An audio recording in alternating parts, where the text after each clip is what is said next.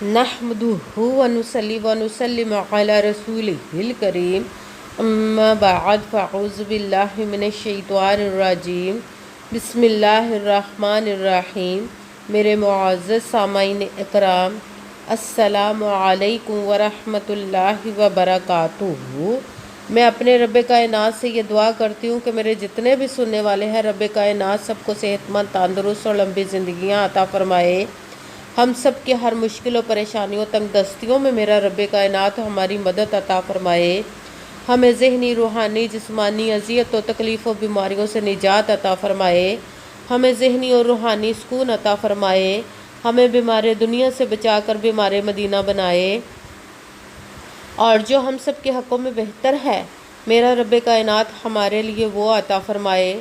और जो हमारे हक़ों में बेहतर नहीं, उसका ख्याल भी हम सब के दिलों से निकाल दे और हम सब को अपनी रज़ा पर राज़ी रहने वाला बना दे। आमीन सुमा आमीन।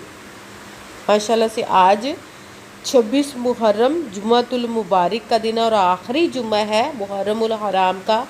आज के दिन 2 मिनट का वजीफ़ा जो पढ़ने वाला मैं आप लोगों के लिए लेकर आई हूँ, जिसको 9 बार ये सूरत पढ़ने और पढ़ने के बाद अपनी आँखों से इसके मोजज़ात को देख लीजिएगा। ये बहुत ही ख़ास और पावरफुल वजीफ़ा है। आप इस वजीफ़े को किसी भी मकसद, किसी भी हाजत, किसी भी मुराद के लिए पढ़ सकते हैं। ये बहुत ख़ास वजीफ़े को आपने आज के दिन स्किप नहीं करना, छोड़ना नहीं किसी भी हालत में। आपको जैसे वीडियो मिले फ़ौरन इस वजीफ़े को कर ले। अगर फ़ौरन किसी मजबूरी की वजह से ना कर सके तो वीडियो को अपने पास सेव कर ले और जैसे ही आपको टाइम मिले इस वजीफ़े को लाजमन कीजिएगा, कर देखिएगा अपनी ज़िंदगी में रब कायनात कैसे कैसे मोजज़े अता फ़रमाएगा इंशाअल्लाह अज़ीज़। आप इस वजीफ़े को किसी भी मकसद, किसी भी हाजत, किसी भी मुराद के लिए पढ़ सकते हैं। रब कायनात के गैबी खजानों से दौलत लेने के लिए पढ़ सकते हैं। आपका अपना घर नहीं, घर ख़रीदने के लिए पढ़ सकते हैं। आप पर बहुत ज़्यादा कर्ज़ है, उतरने का सबब नहीं बन रहा, उसके लिए पढ़ सकते हैं। आपके घर में कोई बहुत ज़्यादा बीमार है या आप खुद बीमार है, उसके लिए पढ़ सकते हैं। आपके घर में लड़ाई झगड़े रहते हैं, नचाकी, परेशानी, मुफलसी, गरीबी है, उसके लिए पढ़ सकते हैं। आपकी औलाद ना फरमान है या आपकी औलाद ही नहीं, उसके लिए पढ़ सकते हैं। आपकी शादी नहीं हो रही या आपके बच्चों की शादियाँ नहीं हो रही, उसके लिए पढ़ सकते हैं। आपका अच्छा भला कारोबार चलता हुआ अचानक से बंद हो गया, उसके लिए पढ़ सकते हैं। या आपके पास अच्छी जॉब नहीं, जॉब लेने के लिए पढ़ सकते हैं। आपकी ज़िंदगी में, आपके घर में सुकून नहीं, आपका कारोबार में, दौलत में, रिज़्क़ में बरकत नहीं, उसके लिए पढ़ सकते हैं। आप पर जादू टूना, बंदिश, नज़र बद, हसद कुछ भी है, उसको ख़त्म करने के लिए पढ़ सकते हैं। मतलब किसी भी मकसद, किसी भी हाजत, किसी भी मुराद के लिए पढ़ सकते हैं। मगर जब पढ़ने लगे तो रब कायनात की ज़ात पाक पर यकीन कामिल रख के पढ़िएगा। कहते हैं कि यकीन कामिल होता है, पीर कामिल नहीं होता। और अच्छी नीयत रख के पढ़िएगा कि रब कायनात कुरान पाक में इरशाद फरमाता है, इन्नमल अमालु बिन्नियात, कि जो अमलों का दारोमदार होता है वो नीयतों पर होता। अगर हमारी नीयत अच्छी है तो हमारा अमल भी अच्छा होता है, और अगर हमारी नीयत ही अच्छी नहीं तो हमारा अमल भी अच्छा नहीं होता। चाहे हम जितनी मर्ज़ी मेहनत कर ले, जितनी मर्ज़ी कोशिश कर ले, हमें उसका फल, उसका अजर अच्छा नहीं मिलता। इसलिए अच्छी नीयत रख के, पुख्ता यकीन रख के और 5 वक़्त की नमाज की पाबंदी लाजमी रखनी है। फिर इस अमल को करना, और अमल करते वक्त आपके दिलों में, जहनों में ऐसा वसवसा नहीं आना चाहिए कि हम ये अमल कर रहे हैं, पता नहीं हमारी मुराद पूरी हो या ना हो। ऐसा हो नहीं सकता कि हम रब कायनात के किसी इसम का या कलाम पाक का वजीफ़ा करें और हमें कामयाबी ना मिले। ये हमारे ईमान की कमज़ोरी, जिसकी वजह से हमें नाकामी मिलती है। आपने सिर्फ अमल करना, उसका फल, उसका अजर देना उस ज़ात पाक का काम है, क्योंकि उसके दस्ते कुदरत से कोई चीज़ बाहर नहीं। उसके कुन कहने की देर हर फ़याकून हो जाता है। आपने अमल करने के बाद उसके कुन का इंतज़ार करना है। इंशाअल्लाह अज़ीज़ वो आपके तकदीर के बंद तालों को खोल देगा, नसीब के सितारों को चमका देगा, आपकी ज़िंदगी में मोजज़े अता फरमाएगा कि आप खुद देखकर हैरान रह जाएंगे। आपको कभी किसी चीज़ की कमी नहीं रहेगी इंशाअल्लाह अज़ीज़ उसके हुक्म से। अगर आपको वीडियो अच्छी लगे तो इसको लाइक ज़रूर कीजिए, अगर आगे भी शेयर कर दीजिएगा ताकि किसी दूसरे को हमारी वजह से फ़ायदा पहुँचे, तो हमारे लिए सदका जारिया बन जाए। और जो नए हैं इस चैनल पर, इस चैनल को सब्सक्राइब कर ले, बेल आइकन को भी दबा ले ताकि मेरी अगली आने वाली वीडियो आप तक पहुँच सके। اگر کوئی مجھ سے کسی مسئلے کے بارے میں استخارہ کروانا چاہتے ہو، کسی کام کا حساب لگانا چاہتے ہو، کسی کام کے لیے وظیفے کا پوچھنا چاہتے ہو، یا قرآن پاک آن لائن پڑھنا چاہتے ہو، محفل میلاد النبی کے لیے بلوانا چاہتے ہو، تو واٹس ایپ کا نمبر ویڈیو پر چل رہا ہے، آپ لوگ مجھ سے رابطہ کر سکتے ہیں۔ اگر میرے بھائی یا بزرگ مجھ سے رابطہ کرنا چاہتے ہو تو واٹس ایپ پر وائس میسج کر کے اپنا مسئلہ بتا سکتے ہیں۔ اگر بہنیں یا مائیں مجھ سے رابطہ کرنا چاہتی ہوں تو واٹس ایپ پر وائس کال کر کے مجھ سے بات کر سکتی ہیں، اپنا مسئلہ بتا سکتی ہیں۔ آپ نے وظیفہ کرنے سے پہلے کمنٹس میں اپنا نام اور جہاں آپ رہتے ہو جگہ کا نام اور اللہ پاک کا ایک نام لازماً لکھنا ہے، تاکہ میں بھی آپ لوگوں کے لیے دعا کر سکوں، اور پھر وظیفے کی بھی آپ لوگوں کو اجازت مل جائے گی۔ آپ نے پوری ویڈیو کو دھیان کے ساتھ سن کے سمجھ کے پھر وظیفے کو کرنا ہے، ایسا نہ ہو کہ ویڈیو کو سکپ کر کے چھوڑ کے سنیں اور پھر کوئی بات رہ جائے اور آپ وظیفہ کریں اور وہ ٹھیک نہ ہو۔ نہ تو آپ نے کسی عمل میں کم کر کے پڑھنا، نہ زیادہ بڑھا کر پڑھنا ہے۔ اگر کم یا زیادہ کر دیتے تو وہ ہمارا وظیفہ ٹھیک نہیں ہوتا، ہمیں کامیابی نہیں ملتی۔ اس لیے آپ نے مکمل وظیفہ پڑھنے کے بعد ہی کسی سے بات کرنی، اٹھنا یا کہ فون استعمال کرنا ہے۔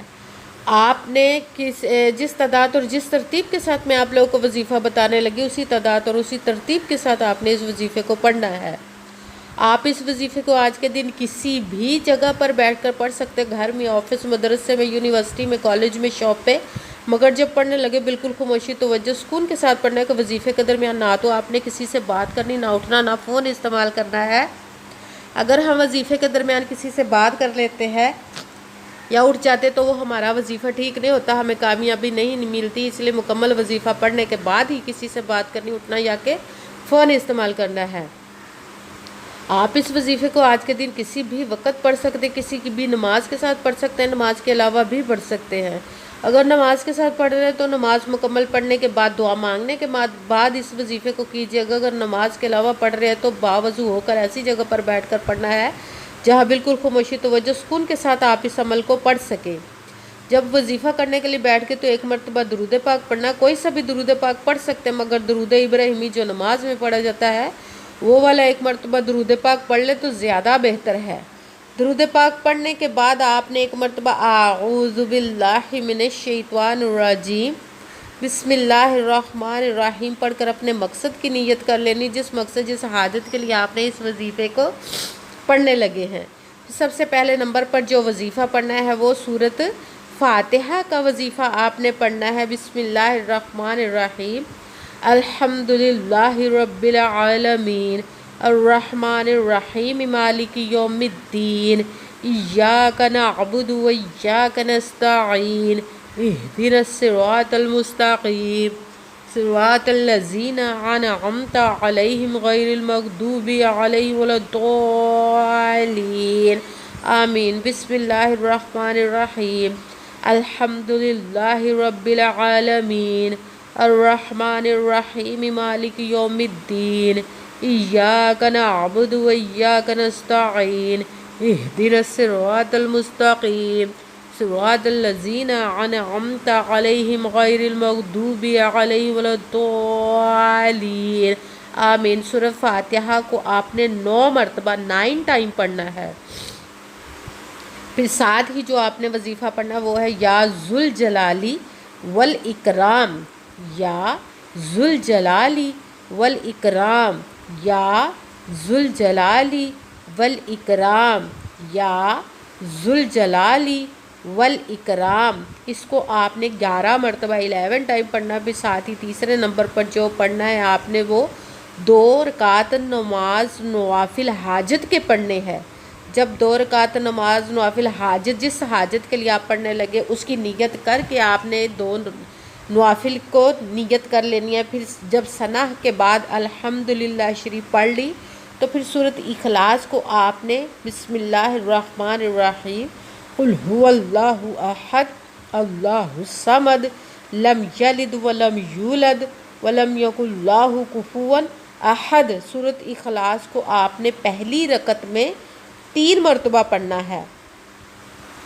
پھر جب 3 مرتبہ پہلی رکعت میں پڑھ لیا تو پھر دوسری رکعت میں بھی آپ نے الحمدللہ کے بعد سورۃ فاتحہ کے بعد 3 مرتبہ ہی سورۃ اخلاص کو دوسری مرتبہ بھی پڑھنا ہے۔ سب سے پہلے 1 مرتبہ درود پاک پڑھا، پھر 1 مرتبہ اعوذ باللہ من الشیطان الرجیم، بسم اللہ الرحمن الرحیم پڑھ کر اپنے مقصد کی نیت کر لینی ہے۔ پھر پہلے نمبر پر جو وظیفہ پڑھنا ہے بسم اللہ الرحمن الرحیم پڑھ کر الحمدللہ رب العالمین الرحمن الرحیم مالک یوم الدین ایاک نعبد و ایاک نستعین اہدنا الصراط المستقیم صراط الذین انعمت علیہم غیر المغضوب علیہم ولا الضالین آمین۔ سورۃ فاتحہ کو آپ نے 9 مرتبہ 9 ٹائم پڑھنا، پھر ساتھ دوسرے نمبر والا وظیفہ یا ذوالجلالی والاکرام اس کو آپ نے 11 مرتبہ 11 ٹائم پڑھنا، پھر آپ نے 2 رکعت نماز نوافل حاجت کے پڑھنے، جس حاجت کے لیے جس مراد کے لیے آپ اس وظیفے کو عمل کو پڑھ رہے ہیں اس کی نیت کرنی ہے۔ پھر جب نوافل کی نیت کر لی، آپ نے نوافل پڑھنا شروع کر دیے تو پہلی رکعت میں آپ نے سورۃ فاتحہ کے بعد پہلے آپ نے ثنا پڑھی، پھر فاتحہ پڑھی سورۃ، اور اس کے بعد بسم اللہ الرحمن الرحیم قل هو اللہ احد اللہ الصمد لم یلد ولم یولد ولم یکن لہ کفوا احد۔ سورہ اخلاص کو 3 مرتبہ 3 ٹائم پڑھنا، پھر دوسری رکعت میں بھی آپ نے سورۃ اخلاص کو 3 مرتبہ 3 ٹائم ہی پڑھنا ہے۔ پھر آپ نے جب نوافل کو پڑھ لیے سلام پھیر لیا تو پھر 1 مرتبہ وہی درود پاک پڑھنا جو درود پاک آپ نے وظیفہ شروع کرنے سے پہلے پڑھا تھا۔ جب درود پاک پڑھ لیا اب آپ نے دونوں ہاتھوں کو رب کائنات کی بارگاہ اقدس میں بلند کر لینا۔ سب سے پہلے اپنے گناہوں کی بخشش کی دعا مانگنی ہے، پھر جس مقصد جس حاجت کے لیے آپ نے اس وظیفے کو کیا اس کی خوب دعا کیجیے گا، اور دعاؤں میں مجھے بھی یاد رکھیے گا، میرے لیے بھی دعا کیجیے گا۔ جزاک اللہ خیرہ۔ جس مقصد جس حاجت کے لیے آپ نے اس وظیفے کو کیا رب کائنات اپنے حکم سے، اپنے پیارے محبوب کے صدقہ سے، اپنے کلام پاک اور اس میں مبارک کے صدقے اور اس پیارے پیارے ماہ مبارک محرم الحرام اور شہداء کربلا کے صدقے آپ کی تمام نیک و جائز حاجات کو قبول و منظور عطا فرمائے اپنے حکم سے انشاءاللہ، آمین ثم آمین۔ السلام علیکم ورحمۃ اللہ وبرکاتہ۔